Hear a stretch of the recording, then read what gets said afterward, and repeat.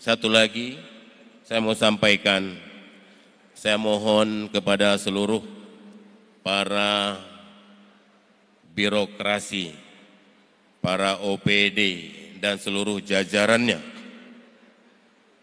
Saya ingin mengingatkan hari ini, saat ini kita sudah memasuki alam perubahan.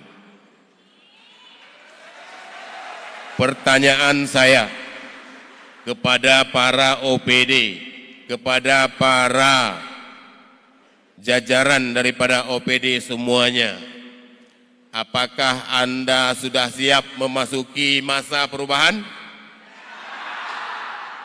Siap? Siap-siap. Saya berharap kepada Anda semua, kalau Anda berbuat curang hari ini, tinggalkanlah.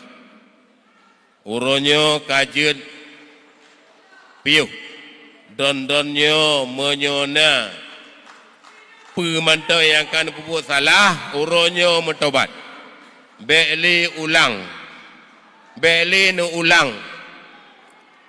Tekedi urendon nepubu syid, menyo resiko tanggung kero dengan hukum.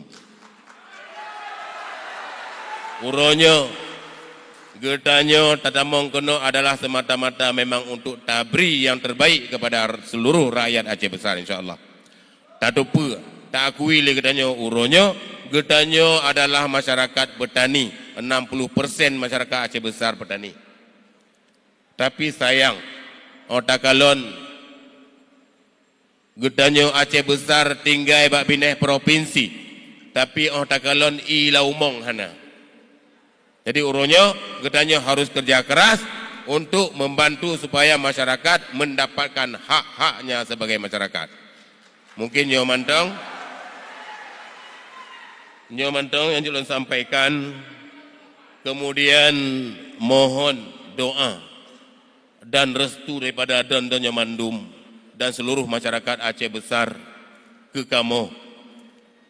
Kamu han mampu menyo kamu dua sagai mempurubah Aceh Besarnya.